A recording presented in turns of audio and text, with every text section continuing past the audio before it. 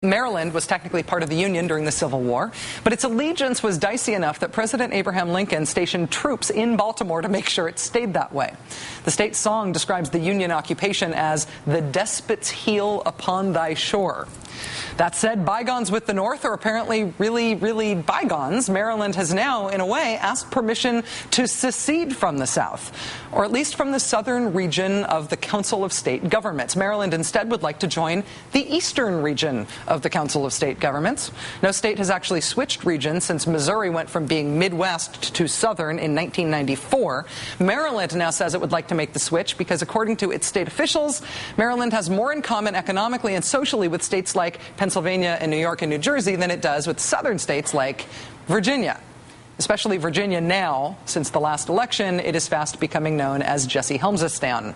As we have covered on this show, Virginia Governor Bob McDonnell rescinded the state's old anti-discrimination order right after he was elected. He replaced it with a new one that explicitly doesn't protect gay people from being discriminated against. So it is legal to fire state employees in Virginia simply because they're gay. It didn't used to be legal, but the new Republican governor of Virginia took overt steps right after he was elected to make it legal to fire people for being gay right after he became governor. Happy 2010.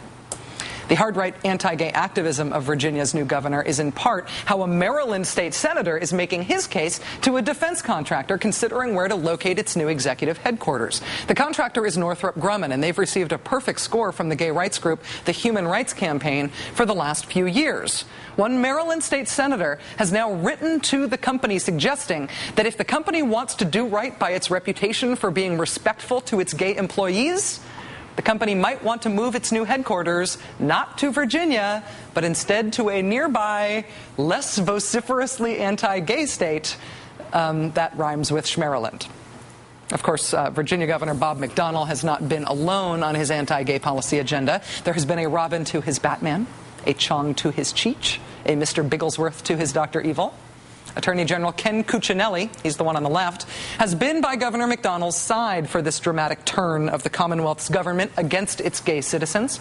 As soon as Governor McDonnell cut gay people out of the state's anti-discrimination order, Mr. Cuccinelli followed up with a directive to Virginia's public universities telling them they could not legally prohibit discrimination against gay people, and they should change their existing non-discrimination policies if the ones they did have already included that protection.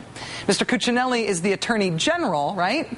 So maybe there's some highfalutin legal reasoning behind that order. Maybe he's not, personally anti-gay at all. Maybe there's just some more complicated procedural legal explanation that's above all of our heads, maybe, right? Do you think gays, the practice of homosexuality is a detriment to our culture?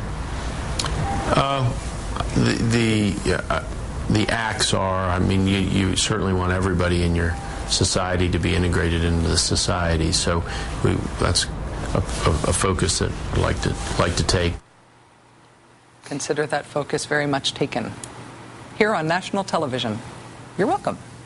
And for the record, some people think your acts are detrimental to American culture too, sir.